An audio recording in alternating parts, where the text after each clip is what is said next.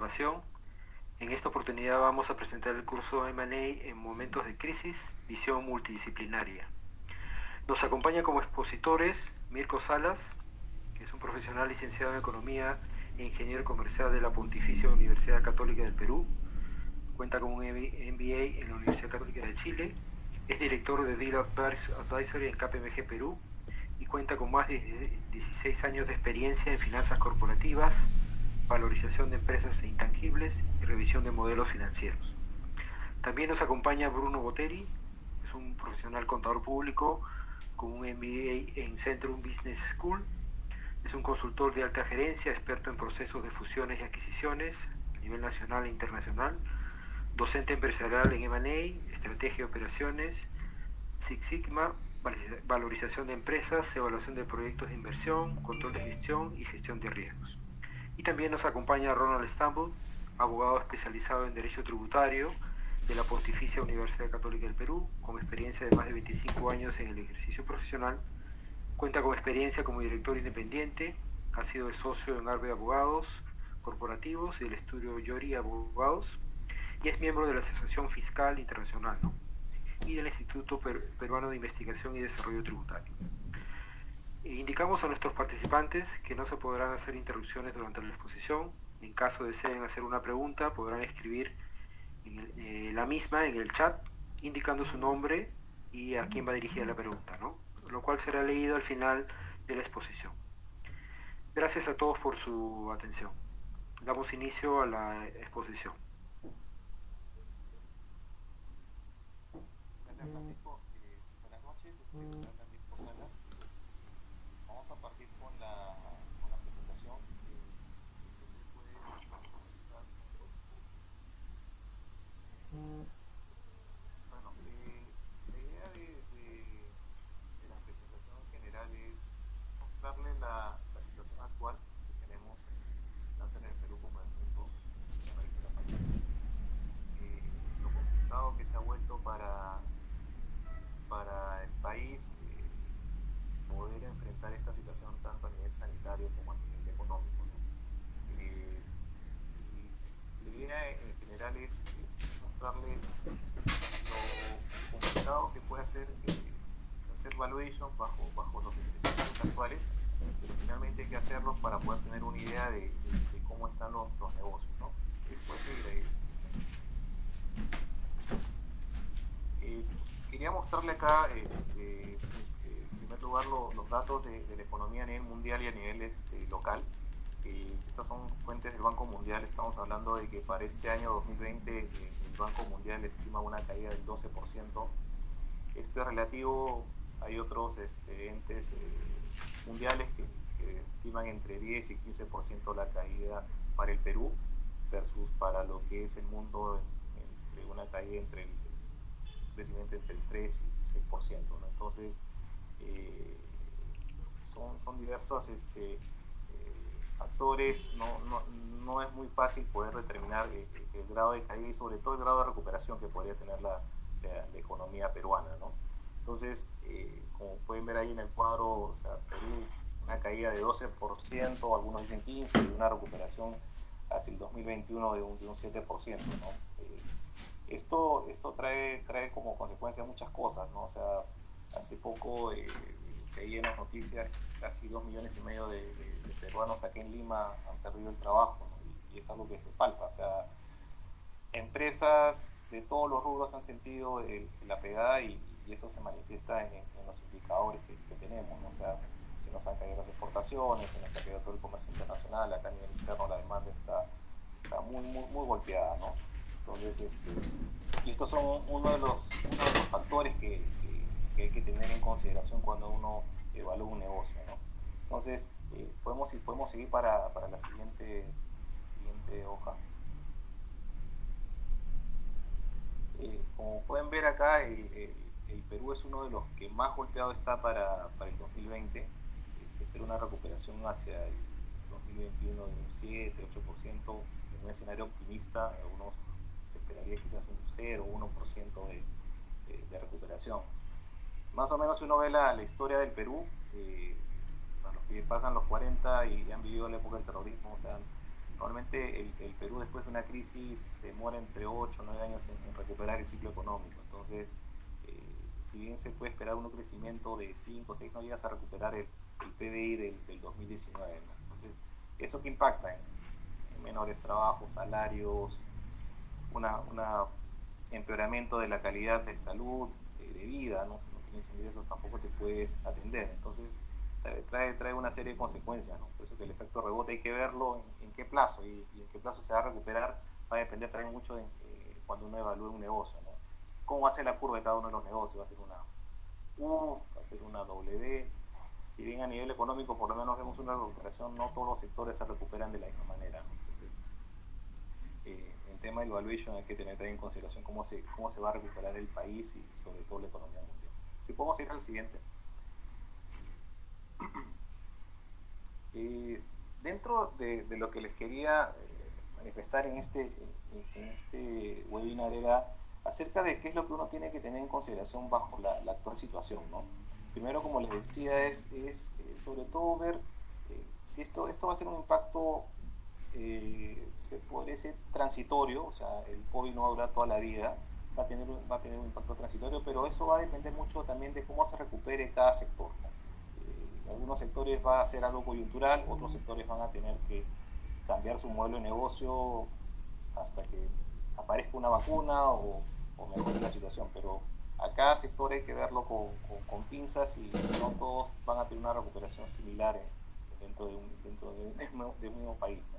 Entonces, dentro de los factores que hay que considerar para este tipo de evaluación de un negocio o de un activo o de una línea de negocios, siempre hay que chequear cómo está posicionada la empresa, el negocio, tu servicio, tu producto, cuál es el impacto en la demanda y la oferta de tu producto. O sea, vemos negocios que se han tenido que transformar, o sea, panaderías que han tenido que transformarse en mini markets, discotecas que han tenido que transformarse en mini markets. Entonces son situaciones que tienes que transformarte porque la demanda desapareció y tienes que adaptarte, ¿no? También dentro de los puntos que es importante para evaluar a un negocio está el tema de poder operar durante la emergencia sanitaria. No todos los negocios han podido operar ahora con el tema de las 4 fases que se está reactivando. Algunos negocios han podido comenzar a operar, pero no todos, ¿no? Entonces hay que tener mucho en consideración si los trabajadores pueden seguir operando, los protocolos sanitarios, si el negocio es considerado esencial o no esencial. Probablemente si es esencial entrará dentro de las primeras fases de reactivación.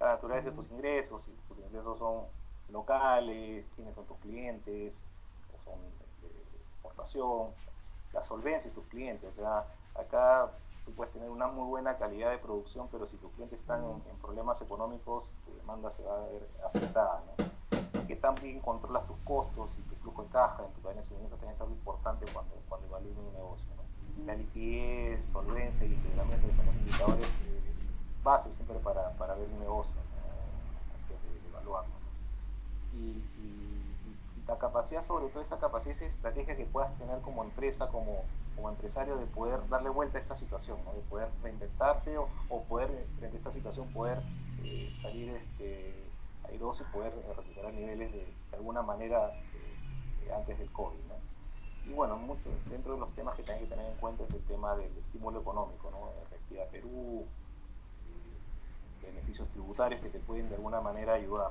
¿no?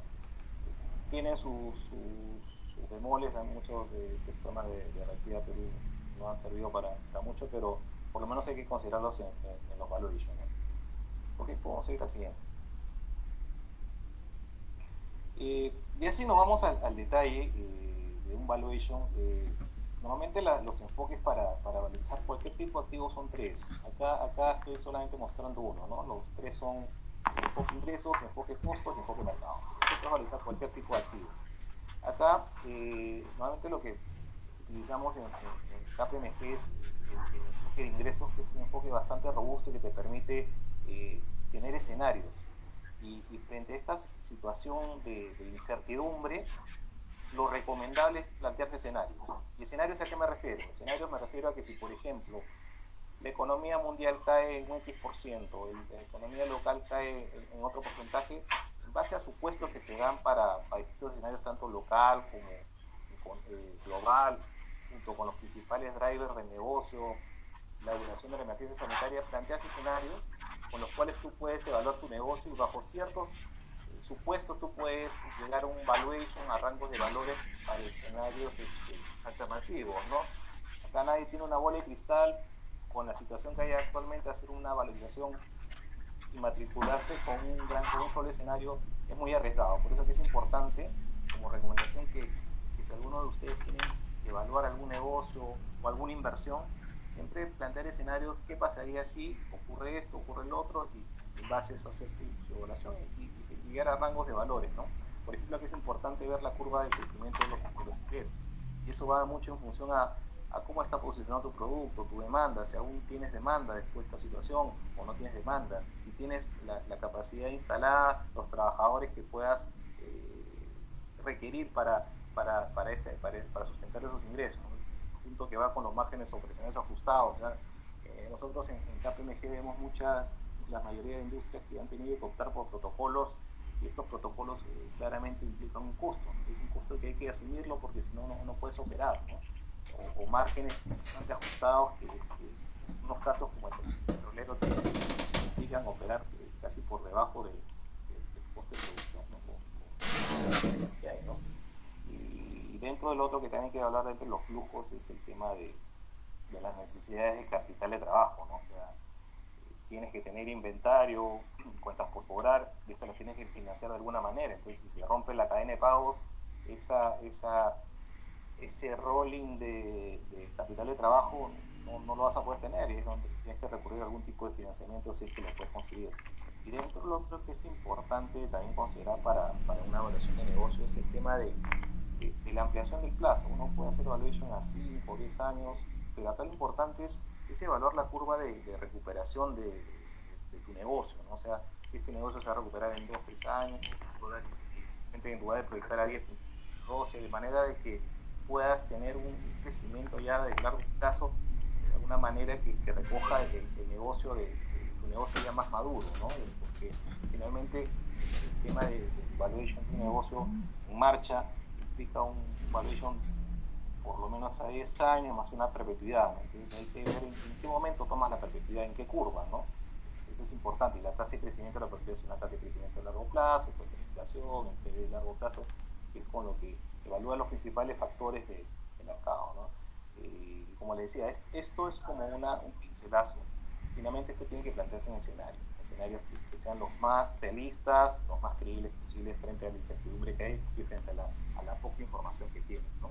También el tema del CAPEX, ¿ya? Si evalúan un negocio, tiene que evaluar que a veces hay retrasos en el CAPEX, y este CAPEX tiene como su contrapartida que si tú tienes un menor CAPEX de expansión vas a tener un menor nivel de ingreso, ¿no? Entonces este retraso también te retrasa el retorno de esos flujos, ¿no?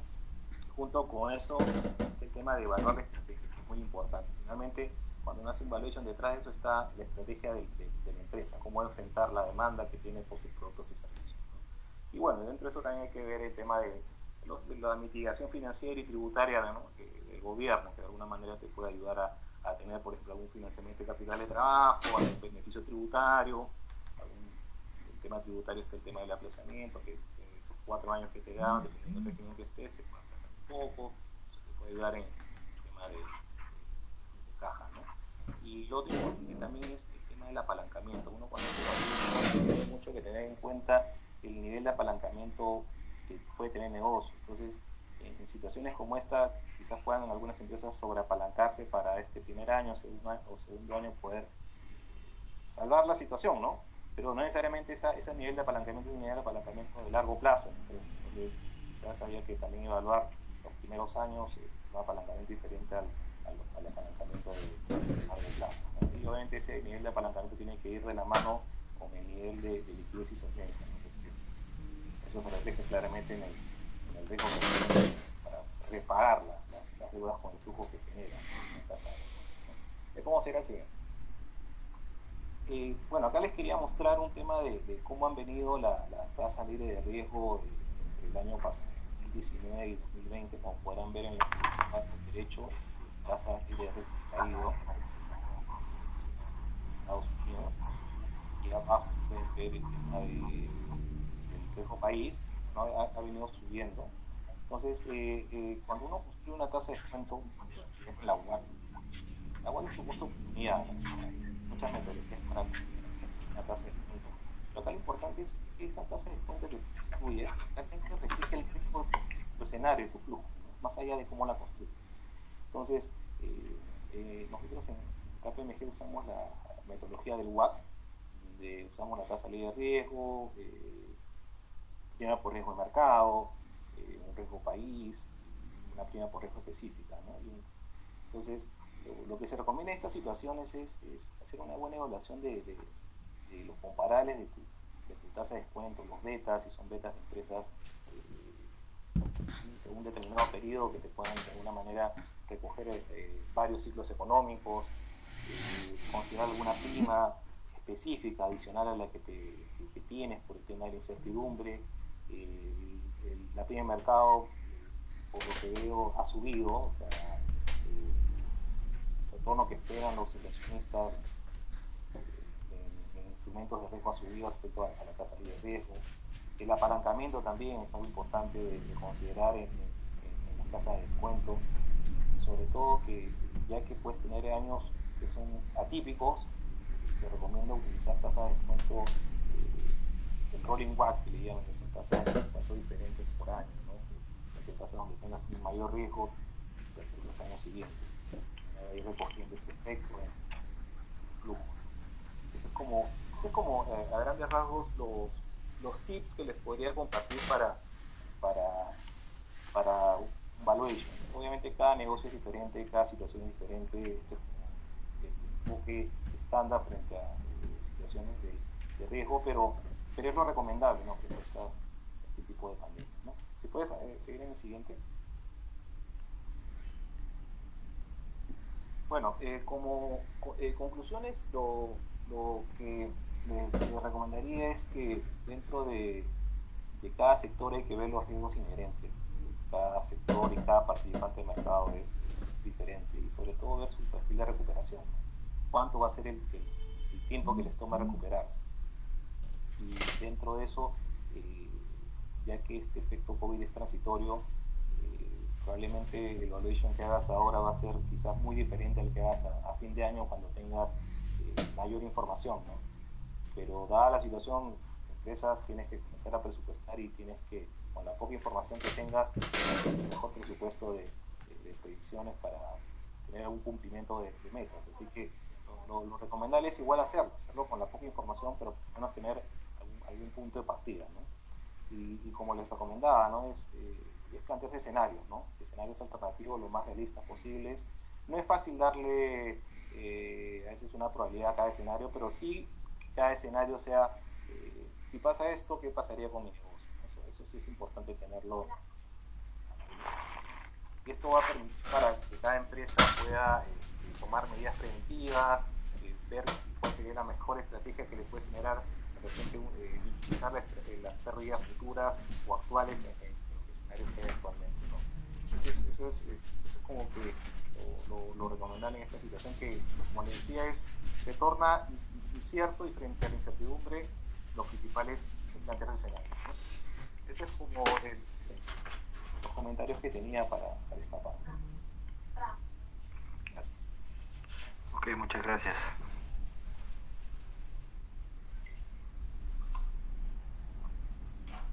Bueno, yo ya estoy conectado. ¿Puedes pasar a la siguiente?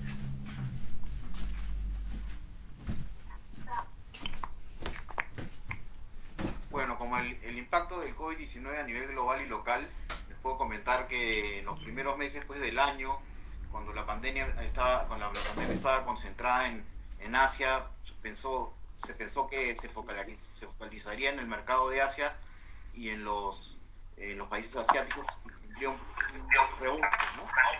Pero a partir de marzo, ya estaba claro que las economías mundiales iban a caer y las bolsas de valor también.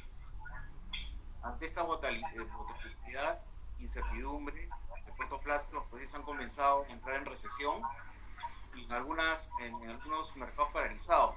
Pues lo que se espera son proyecciones del PBI castigadas, en algunos hasta 2 dígitos. Hemos visto lo que que al Perú le dan desde 12 hasta 20%, ¿no?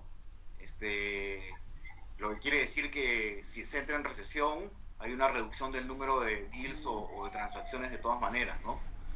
Los procesos de fusiones y adquisiciones no escapan de eso. Por ejemplo, en el Perú se han realizado 16 operaciones, que han sido 9 operaciones menos que el año anterior en el mismo periodo, ¿no? ¿Puedes pasar a la siguiente, por favor?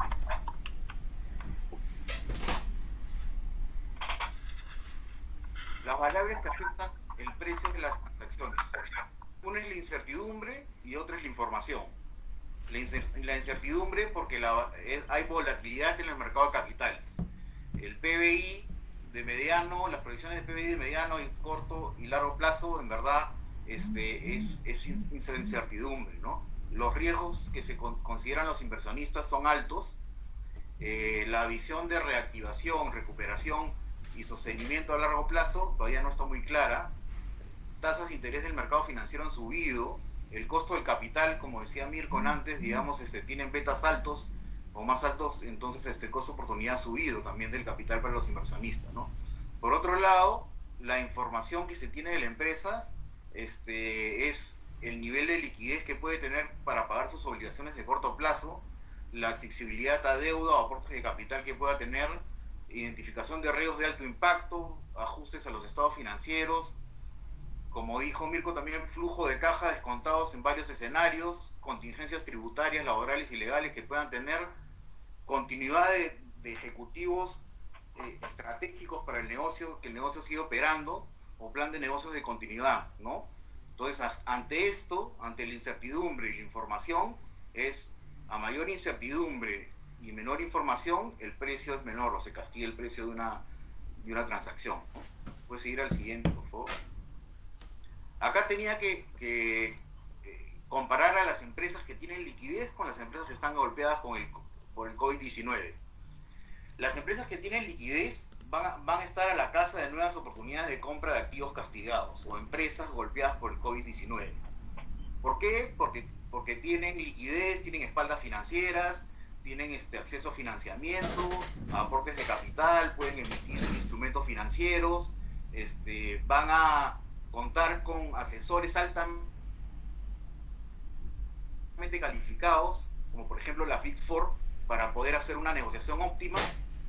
Van a optar por procesos de due diligence de compra integrales, en el cual van a poder hacer contratos, que después les voy a explicar, contratos contra resultados futuros, y buscar a mayor falta de información que tenga la empresa que venda, que es la golpeada, va a tratar de ajustar el precio del target, ¿no? Las empresas golpeadas pueden entrar en pánico financiero. Entonces lo que tienen que hacer es una evaluación rápida de los riesgos de alto impacto y probabilidad de ocurrencia para establecer en los procesos de M&A, para establecer procesos de mitigación de esos riesgos y poder establecer estrategias para que los precios sean razonables, ¿no? Canalizar las estrategias rápido de la operación para que puedan hacer ajustes rápidos y estar asesoradas también, tienen que estar asesoradas por buenos asesores para que decidan si es el momento de vender o de repente no, ¿no? ¿Puedes seguir a la siguiente, por favor? Mitigar riesgos. Estas son estrategias de los directivos. Acá hay un ejemplo, ¿no? Mejorar rentabilidad, deshacerte de los activos no operativos y líneas de negocios que no sean rentables, hacer una evaluación y estos activos no son operativos para el negocio, estas líneas de rentables no son rentables, hay que salir de esas líneas, ¿no? Rápido, ¿no? Reducción de gastos, ¿no? Hay que hacer planes de reducción de gastos fijos, de puestos, quedarte solo con los puestos esenciales y hacer una centralización de que más personas, las esenciales, puedan asumir más funciones para poder reducir costos fijos, ¿no? Estructuras comerciales matriciales, por ejemplo, ¿no? Juntar líneas de negocio en divisiones y ya no ser separadas con sus propios gastos, ¿no? O agarrar las líneas de negocio, vender a varios mercados y así exponenciar y tener menos número de vendedores, ¿no? Y las sinergias son políticas, o sea, el gobierno con sus políticas de la compañía tiene que tener políticas de ajuste de gastos necesariamente. Servicios compartidos con tecnología, sí, porque llegan a sinergias de reducir costos, en lo que se pueda, y objetivos de indicadores o KPIs en un balance scorecard muy claros para que se puedan ajustar, ¿no? ¿Puedes pasar a la siguiente?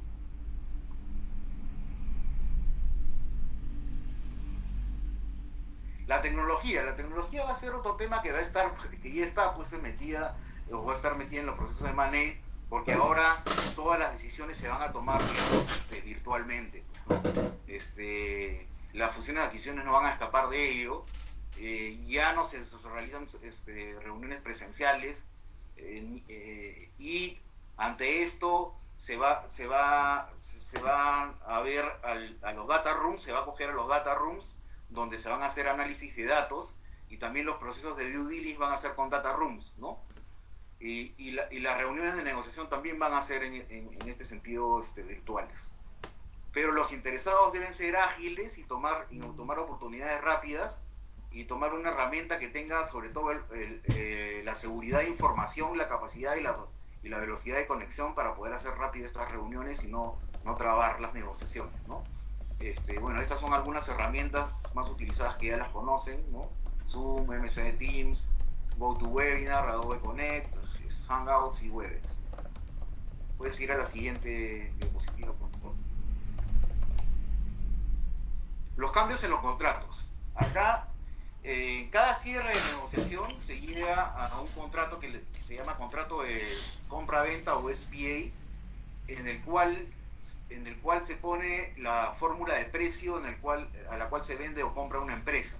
Entonces, en este caso de COVID-19, van a haber cláusulas en los contratos, por ejemplo, ajustando el precio, indexando los resultados futuros, por ejemplo, a ventas anuales de los próximos 3 años, 4 años, o a resultados netos de los próximos años a mediano plazo, a EBIT o a EBITDA, o a un tipo de multiplicador que ajuste el precio en función a los resultados que se van obteniendo, ¿no?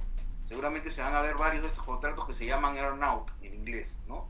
También van a haber covenants asociados a determinados retos de deuda o de liquidez, los montos de las contingencias tributarias, laborales y legales, y va a haber negociación de los plazos de prescripción en función a una posible fiscalización de impuestos, seguramente, y garantías y contratos escrow en función a lo que se ha pactado en la negociación, ¿no? Todas estas aristas en un contrato puede hacer muy lenta la negociación. Entonces, tanto los asesores de calidad de los compradores y vendedores y el asesor legal tienen que tener visto todo el proceso integral y el fondo de la transacción para poder hacer una transacción ágil y no se pueda detener o paralizar seguramente, ¿no? Y llegar a una transacción óptima. Bueno, eso es lo que tenía para comentarles ahora de los procesos de M&A y el COVID-19. Muchas gracias. Muchas gracias, Bruno.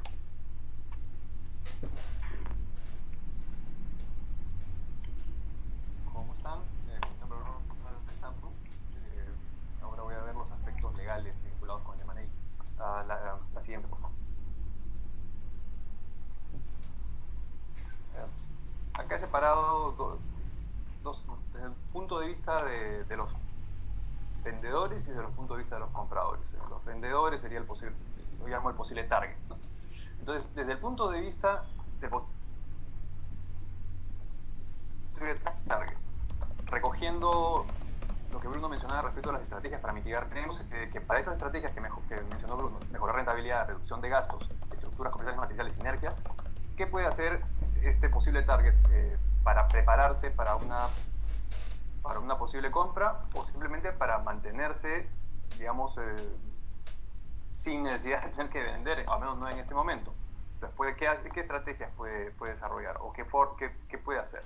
Puede pensar en hacer si es un grupo, puede ser una reorganización, evaluar la reorganización de las empresas del grupo a través de mecanismos de fusión, de escisión, de organización simple o combinaciones de estas, ¿no? Pues una escisión-fusión, etcétera, con el objetivo de, nuevamente, ¿no? Reducción de gastos, mejorar rentabilidad, puede haber duplicidad de funciones en algunas gerencias o en trabajadores, etcétera. Puede también producirse o pensar, evaluar la venta de activos que no sean productivos. o incluso ventas de líneas de negocios que no sean rentables. También lo mencionó Bruno. La siguiente, por favor. Continuamos viendo, digamos, todo esto implica un planeamiento legal y tributario que es esencial, ¿okay? Para poder definir qué alternativas permiten generar eficiencias y esta mitigación de riesgos, ¿no? Y decíamos, ¿con qué objeto? El objeto de o mantener a flote la actividad empresarial en este tiempo de crisis, ¿no? Sin necesidad de tener que estar rematando tu negocio, tu empresa, tu grupo o tu línea de negocio, o mejorar la situación de esta empresa o de este grupo de cara a posibles compradores. ¿Cuál es la finalidad? Para mejorar el precio de la compra, ¿no? Llegado el momento de tener que vender. ¿Y por qué es tan importante el planeamiento? Porque cada alternativa que se evalúe puede tener, y de hecho tiene, implicancias y costos diferentes. Por ejemplo, en el tema tributario, va a ser muy diferente si la solución es hacer una concentración, fusión, etcétera, y hay alternativas dentro de las normas tributarias para cómo hacer esa fusión, esa organización, si la hacemos al costo, si la hacemos con revaluación previa, con o sin efecto tributario, efectos en el IGB, temas de responsabilidad solidaria. Por ejemplo, un distinto es si yo vendo activos desde el punto de vista, incluso pensando en el adquirente, que la responsabilidad solidaria, hay supuestos en los cuales la responsabilidad solidaria puede reducirse a 2 años y que no sea el plazo de prescripción. Entonces yo tengo que proyectarme a también ponerme en el lugar del posible comprador para efectos de determinar cuáles de estas alternativas son las más adecuadas, ¿no?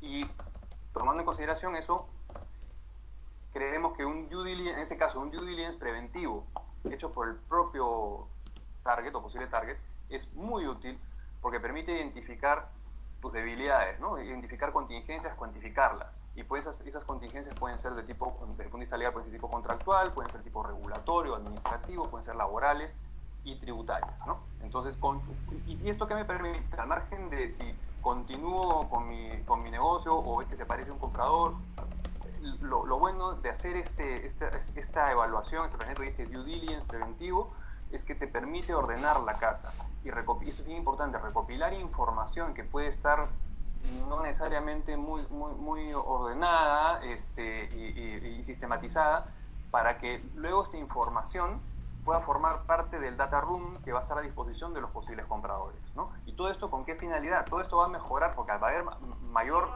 información, esto va a permitir mejorar el precio de compra. Porque luego lo vamos a ver, o sea, la falta de información, va a determinar que, por lógica, que el adquirente ajuste o busque un ajuste en el precio, ¿no? La siguiente, por favor. Creo que está filtrando algunos sonidos. A ver, desde el punto de vista, ahora, perdón, ¿puedes retroceder de la anterior?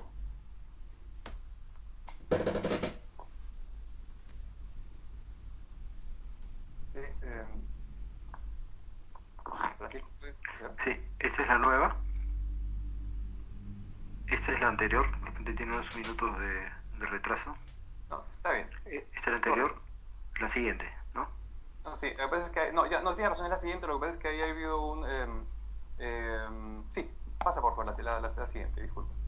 Esta, ¿la ves? Correcto, desde el punto de vista sí, correcto. Desde el punto de vista del posible adquirente, ¿no? De aquel que quiere, de aquel que puede dar las espaldas financieras o el interés de aprovechar esta circunstancia para de repente tomar control o adquirir una nueva línea de negocio o al competidor, puede haber, digamos, oportunidades interesantes, ¿no? Entonces, desde el punto de vista del posible adquirente, también un planeamiento social, o sea, para poder definir y llegar digamos, a la conclusión, una vez identificado un posible target, cómo debo hacer esta incorporación y bajo qué pasos, el planeamiento societario y tributario, legal en general, es muy importante, porque primero lo que tiene que hacer es definir la modalidad de adquisición, porque decíamos, puede ser una compra, definir si eso va a ser a través de una compra de acciones, si va a ser si lo va a tomar el control de la empresa a través de una compra de acciones, digo, puede ser una adquisición de activos o líneas de negocio o su incorporación, ¿no? Entonces, ahorita vamos a ir en la compra de acciones,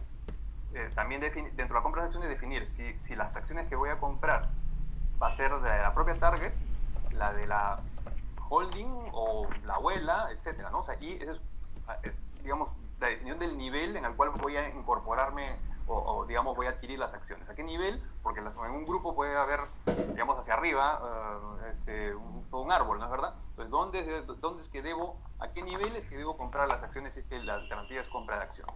Y tanto el nivel como la jurisdicción, si es que va a ser nacional, si es que va a ser en el extranjero,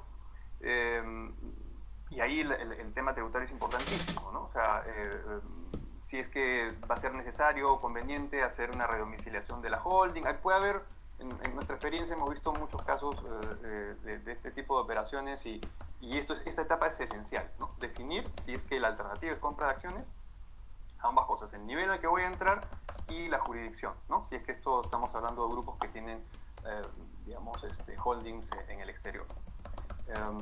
Obviamente también decíamos, si es que la vía de adquirir este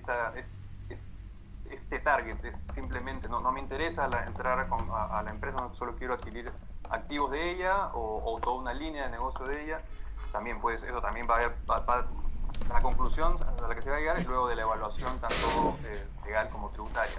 O también, si la adquisición va a ser a través de su incorporación, a través de la incorporación del target o la incorporación al target, o sea, la incorporación del target es si es que la voy a absorber vía un mecanismo de fusión, o si es que me voy a incorporar al accionariado, haciendo un aporte, haciendo también una fusión, pero donde el target me absorba, o sea, puede haber, o absorba el vehículo que yo he creado para poder entrar, o sea, hay un montón de alternativas que se pueden dar y todas estas parten de un previo planeamiento, insisto, legal y tributario, ¿no? Segundo tema que es importantísimo, el due diligence, ¿no? El due diligence del target es hacer tu propia, por más que ellos hayan hecho su due diligence interno, eso es otro tema. Yo tengo que hacer mi propio due diligence. ¿Por qué? Incluso tratándose, porque pudiera darse el caso que yo tenga en ese momento una participación minoritaria, por ejemplo, en el target y pueda tener acceso a cierta información contable, financiera, pero si yo no manejo la administración, yo de todas maneras necesito tener seguridad de qué contingencias pudiera tener, digamos, esta empresa o este grupo de empresas. Entonces, incluso consideramos que es esencial hacer el due diligence, un due diligence integral, incluso tratándose de aquellas targets donde uno pueda tener de repente, ya por el tener ya una participación minoritaria, contar con cierta información. Eso es bien importante, el due diligence, y digamos, puede darse un due diligence preliminar para hacer una especie de valorización preliminar para comenzar a conversar del tema, y luego, de todas maneras, el due diligence definitivo, porque es ahí donde se determina ya con a ciencia cierta cuáles son todas las contingencias y su valorización, su importancia, y eso me va a llevar a determinar la fijación de los precios, o la fijación de pactos, de ciertos pactos en el contrato, si es que el tema un contrato de compra de acciones, ¿no? Si es que voy a hacer voy a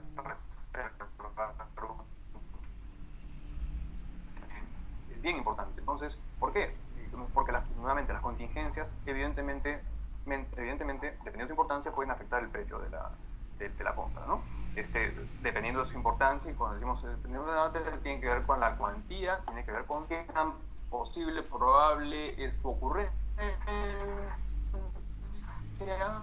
¿no? Y eso tiene que ver también con los plazos de prescripción. Y ve pues que sí hemos detectado una contingencia, pero está en el año que está, en el ejercicio que está a punto y no se repite, no es un ejercicio especial. Entonces, obviamente esa contingencia se puede manejar con una cuenta escrow diciendo, oye, ya debemos identificar, en vez de hacerme un ajuste en el precio, lo que hacemos es de la contraprestación y le ponemos una cuenta escrow. Si pasa el año y digamos, en la cual se puede presentar y la contingencia no se presenta, bueno, se paga este saldo del precio que se dejó, digamos, esperando el resultado, ¿no? esto es bien importante, esto tiene relación con lo que mencionaba cuando hablaba desde el punto de vista del target, ¿no? La falta de información suficiente, si yo soy el posible adquirente, si veo que no hay claridad o no hay información suficiente de sustento, obviamente es una luz roja, ¿no? Porque sobre todo si voy digamos, a incorporarme, si voy a fusionarme, si voy a entrar a un esquema o adquirir una empresa en la cual durante todo el plazo de prescripción de esa empresa voy a estar expuesto a sus contingencias. Entonces, si veo que no hay información clara o suficiente, o me desanimo y no hago la compra, o voy a castigar precio, ¿no? Clarísimo. Y entonces, a mayor opacidad, disculpa, puedes retroceder, a mayor opacidad, mayor posibilidad de, mejor yo, mayor o desánimo de participar en la operación, ¿no? Y obviamente es algo esencial, es lógico, como también lo mencionó Bruno, es negociar un buen contrato, ¿no? Desde tu punto de vista como adquirente tienes que cubrirte. Entonces tienes que negociar un buen contrato que regule aquellas situaciones que pueden derivar en un ajuste de precios, ¿no? Ya los ha mencionado, ya mencionó el ejemplo, por ejemplo, de las cuentas escrow. Y para eso el due diligence me va a dar mucha información para estos efectos, ¿no? La siguiente, por favor. Bueno, y finalmente, ¿no? Estos son, hasta que yo llegue, imaginemos en el escenario de venta, de una compra de acciones, ¿no? Hasta que yo llego a hacer la compra de acciones hay toda una serie de pasos que evidentemente tienen que cumplirse. Y esto lo estoy viendo solo desde el punto de vista legal y tributario, ¿no? ¿Cuáles son las etapas que normalmente se van a presentar en todo este proceso, en un proceso de adquisición, ¿no? Primero, obviamente, como ya lo he mencionado, el planeamiento societario, el planeamiento tributario, donde se define los vehículos de compra y cuál va a ser y de venta, ¿no? Quién va a comprar, quién va a vender, a través de qué mecanismo o vehículo. Tiene que haber normalmente se da obviamente una firma de un memorando, acuerdo de confidencialidad, o el MOU que se llama, ¿no? Entre las partes para manejar toda esta información que tiene que ser proporcionada al adquirente, ¿no? También, digamos, un paso que se da en este caso es hacer una revisión de la carta de oferta, de los aspectos legales, y si es que, como va a ocurrir normalmente, esta operación va a estar sujeta a due diligence. Normalmente va a ser así, ¿no? Salvo que yo cuente o yo el comprador considere que por las circunstancias del caso yo tenga acceso o haya tenido acceso a toda la información previamente. Por ejemplo, si tenía participación en el directorio, qué sé yo, hubiera tenido completa posibilidad de controlar digamos, o supervisar la administración y digamos, la marcha del negocio. Pero salvo un caso de esos, creo que el due diligence va a ser necesario, ¿no? Como parte de ellos, elaborar los procedimientos del due diligence tributario, legal y laboral, ¿no? Luego de eso, desarrollar ese due diligence y hacer pues todo un listado con identificación de las contingencias, ¿no? El listado de las contingencias y su identificación. Esto nos va a servir para las reuniones de negociación post due diligence, ¿no? Donde se hace todo un resumen de los hallazgos, se evalúa de estas contingencias cuáles son las más importantes, cuáles son digamos, las más delicadas, las que pueden dar lugar o a un ajuste en el precio ya en la propia negociación, o el establecimiento de algún tipo de garantía o una separación del precio de venta en una cuenta escrow, etc. Dependiendo, insisto, de qué tan seria sea esa contingencia, ¿no? Luego, obviamente, hay una revisión del proceso de consolidación de todas estas contingencias. Esto también se va, digamos, esta consolidación de todas estas contingencias, tanto las tributarias, laborales y legales, se van a consolidar también con las que se hayan detectado desde el punto de vista financiero. Y recién, como resultado final de todos estos pasos desde el punto de vista legal, vamos recién a elaborar el contrato o llegar a la elaboración del contrato de compraventa, en este caso si fuera una compraventa de acciones, ¿no?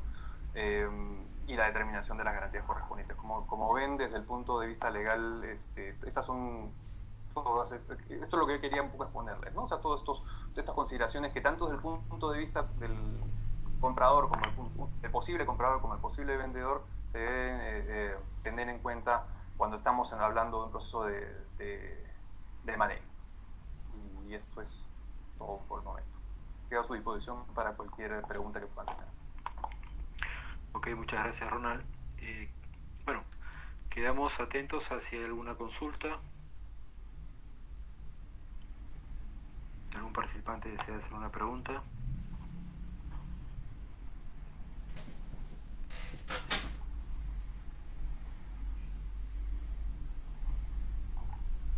Esperemos que se estuvo muy claro.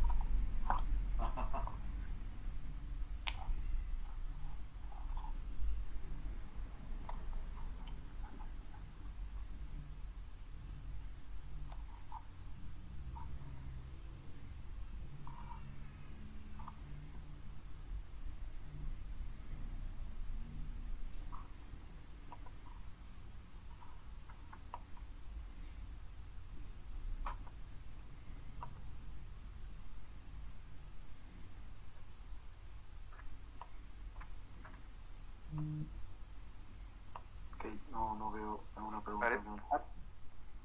¿Alguna reflexión final de alguno de nuestros expositores respecto a lo que se ha podido comentar? Bueno, yo quería decir que los tres hemos comentado que es importante que las empresas, tanto compradoras como vendedoras, hagan a conciencia un due diligence integral, como decía Ronald, para poder darse cuenta si realmente es el momento de vender o no, ¿no? Sobre todo en una crisis financiera como esta, ¿no? Con bastante incertidumbre, ¿no? El otro tema es la información, que es todo un reto, ¿no? Porque hay empresas que no tienen información, digamos, en función a, inclusive no auditada, ¿no? Que pueden sufrir de ajustes importantes, ¿no? Pero de todas maneras tiene que ser su evaluación de riesgos reales y poder estar, digamos, en una posición de obtener un precio razonable o decir, ¿sabes qué? No es el momento de vender, ¿no? Francisco. Sí, hola. Sí, ¿qué tal? Yo quería hacer una pregunta abierta, una que puede tener un tema de connotación financiera y otro tributario, ¿no? La primera pregunta era, ¿cómo se puede evaluar si un proceso de reestructuración o fusión no cumple los objetivos? Porque podría ser de que el proceso inicial de valoración cumple, pero el objetivo para el cual las empresas realizaron el proceso no puede cumplir con las sinergias finales en las cuales estuvo encaminado, ¿no? Entonces mi pregunta es, si bien es cierto se ha visto el recorrido, los efectos, pero puede ser que lo planeado en un proceso de fusión pueda terminar siendo desalentador para el que tuvo el objetivo de efectuar una fusión a través de los procesos. Es una pregunta abierta y cómo lo han sentido a lo largo de la experiencia. Y la otra pregunta que yo haría es, en el caso de Ronald, preguntaría, ¿cuál es tu experiencia con respecto a la regulación y cómo puede cualquier proceso de fusión malinterpretarse de cara a temas elusivos? Entonces, ¿cómo es cómo están mirando los tributaristas esta perspectiva cuando hacen temas de reestructuración o temas de procesos de adquisición? ¿Cómo se están moviendo estos conceptos? La parte financiera, Bruno, Mirko, para entrar en el tema. Lo que yo puedo decir es que al final de un proceso de M&A está un proceso de integración, ¿no? Que muchas veces le llaman el takeover, ¿no? Cuando inicia, y puede ser que en ese momento en el takeover se dé la fusión, ¿no? O reorganización. Entonces, si no se tienen las políticas claras o digamos o las cosas claras, o las sinergias y los riesgos que se van a dar antes los resultados no podrían ser muy diferentes, ¿no? Si no se ha planeado, si no se ha hecho una buena planificación, ¿no? Como decía Ron. Sí.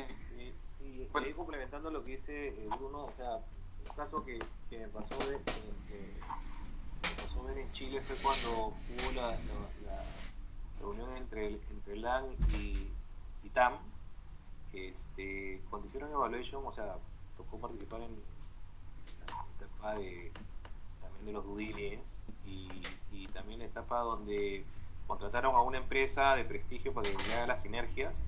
Hizo un estudio, pero o sea, de verlo nomás pesaba el estudio, pero finalmente esas sinergias no se dieron.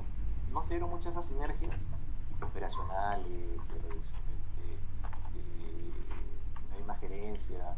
Y eso, claro, es un efecto a veces post-M&A, post-fusión, donde no necesariamente la estrategia con la que tú te fusionaste o te casaste con otro negocio no se da, ¿no? Y eso claramente te castiga el mercado. O sea, empresas que cotizan en bolsa, se ve que muchas veces después de fusiones sus valores caen. Y es un tema a veces la misma integración entre culturas laborales diferentes, maneras de verlo. Entonces, a veces con los valuation al inicio no puedes llegar a tener todo el panorama claro de qué es lo que podría pasar post-fusión, ¿no? Eso es importante entenderlo, de que no necesariamente un valuation te va a asegurar que las sinergias que recogiste en esa valuación se ven en post, justamente porque falla ese tema de integración. Bueno, en el tema tributario, recogiendo la pregunta de Cristian, uno debe cuidar de no caer en la famosa norma antielusiva, ¿no? Pero obviamente si todo este proceso, esta evaluación o esta realización de este proceso de reorganización claramente tiene un sentido de negocio, ¿no? Es decir, sirve como parte de las estrategias para mitigar riesgos que se han mencionado antes. Casualmente, es el hecho que haya un contenido económico que no es... O sea, si no estoy haciendo todo este proceso de reorganización con el único y exclusivo fin de generar un ahorro tributario, o sea, si el fin... O sea, puede tener una finalidad. El elemento tributario es importantísimo, porque obviamente no voy a escoger la alternativa que sea más gravosa. Obviamente siempre, si voy a realizar, para poder mitigar riesgos, evalúo que conviene efectuar un proceso de reorganización, y dentro de esas las alternativas que me da la legislación, en este caso tributaria, escojo la menos gravosa, estoy siendo, digamos, eficiente, ¿no? Eso se llama lo que se llama economía de opción, no estoy diluviendo nada. Pero sí, uno debe cuidar que el proceso, el análisis, como parte del análisis del planeamiento que se hace para determinar si debo, digamos, efectuar una reorganización o si voy a adquirir activos, etcétera, pero si voy a hacer una reorganización, que no pueda, digamos, que sea evidente o que existan argumentos que me permitan concluir que hay motivos de negocio, que en otras palabras, que la única finalidad que se ha tenido no es la tributaria, ¿no? No es la tributaria. Con eso mientras tengas todos esos sustentos de motivo de negocios, y acá sería clarísimo, ¿no? Estamos en una situación de crisis y queremos, digamos, lograr ciertas eficiencias, ¿no? No debería haber ningún problema, ¿no? Ahora, Ronald, yo te quería hacer una pregunta. Hay veces que los planeamientos societarios, donde eliges el vehículo de compra y defines dónde poner el goodwill, por ejemplo, ¿no? Si está bajo de la mamá, bajo la hija, como decías antes, en qué parte de la familia. Hay veces que solo se queda en figura, ¿no? Como la pincelada, digamos, de la estrategia, pero no se combina con la parte económica y no termina en el valuation, ¿no? Entonces, es ahí que al final recibe resultados diferentes, pues, ¿no? Es tan importante por eso que el análisis sea interdisciplinario. Tiene que haber tiene que conversar, no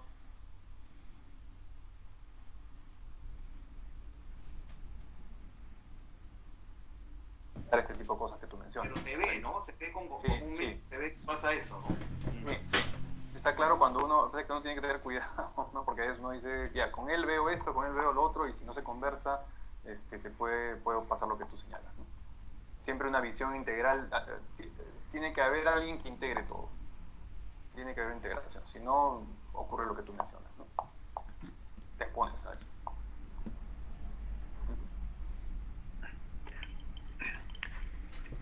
Yo quería comentar lo que está posteriormente escuchando la importancia de la elaboración de los flujos, ¿no? Por las empresas, ¿no? Tomar la decisión de vender o comprar en esta coyuntura bueno, administra mucho riesgo también, ¿no? Como mencionaba en un momento, normativamente uno prepara un flujo de 5 años, pero considerando que esto, digamos, este año y el siguiente van a ser muy castigados, o sea, ¿qué recomendación, ¿no? Se puede dar a una, a una entidad o un grupo económico que tome esa decisión, ¿no? Las proyecciones deberían respetar lo que dice la normativa, que deberíamos ampliar como escenarios probables, ¿no? O sea, mucho comentado por ahí que esos escenarios pueden ser, no sé si alguien desea por Sí, Francisco, ahí claro, se toma relevante mucho el criterio, ¿no? O sea, si bien se puede tener la normativa detrás, la misma normativa también te permite, por ejemplo, para lo que es por deterioro NIF 36, cuando tienes que evaluar si el valor de tus activos que está en la contabilidad no ha sufrido ningún tipo de deterioro, entra el tema del valor en uso o el valor razonable. Claro, la norma te permite un plazo máximo de 5 años y de una perpetuidad, pero frente a la actual circunstancia hay que evaluar, ampliar ese plazo. O sea, negocios como retail, por ejemplo, el 2020 ya ha muerto casi, entonces y el 2021 un efecto rebote que no sabemos qué tanto va a rebotar la pelota, qué tan fuerte hace ese rebote o qué tampoco. Entonces, quizás 2020, 2021, 2022 sean años que recién se comienza a recuperar y donde claramente tengas que expandir ese periodo de proyección, ¿no? Entonces, eso hace unas par de semanas me hacía un comentario un cliente de auditoría sobre eso, ¿no? O sea, pero 5 años ahora, frente a esta situación, no llegas a recuperar esa curva, ¿no? Entonces, lo recomendable es evaluar negocio por negocio, ver la ampliación del periodo de proyección y de la perpetuidad, ¿no? Para poder realmente recoger el negocio de largo plazo, porque finalmente son activos de largo plazo, no son de corto, por eso que hay que siempre ver la tendencia más allá de un horizonte de 5 años. En teoría es cuando se normaliza el flujo, ¿no? Claro. Entonces, no son 5 momentos se normaliza.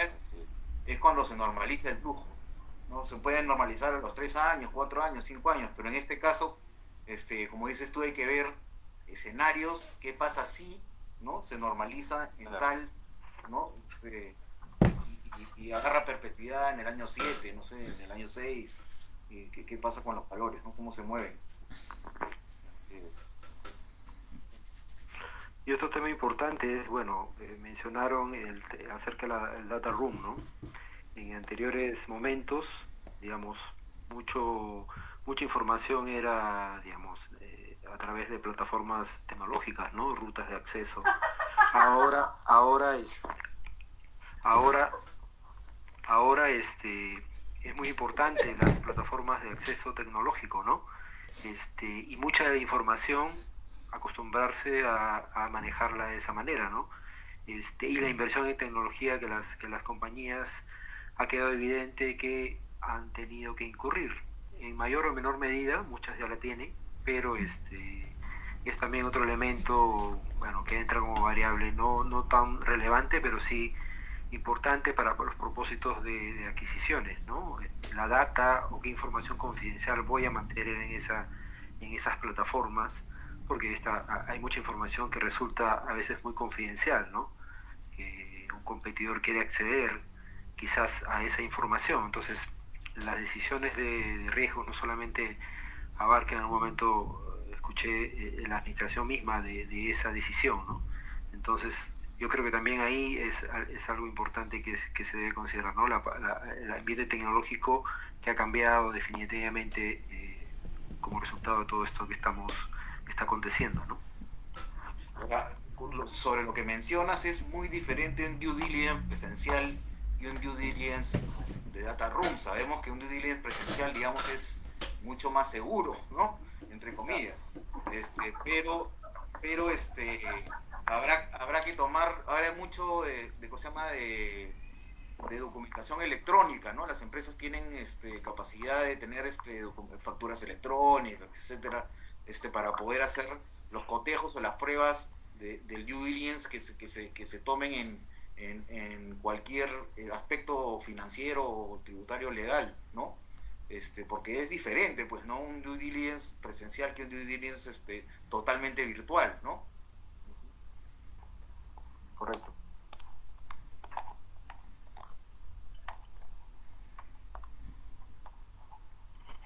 Ok, ¿alguien más desea hacer alguna pregunta?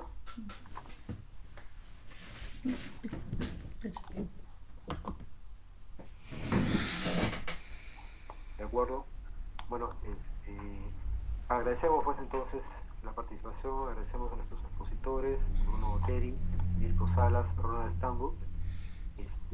Bueno, esperamos que haya sido provechoso para todos los participantes esta conferencia y bueno, la damos por concluida. Muchas gracias para todos. Gracias. Gracias. Que tengan buenas noches. Buenas noches.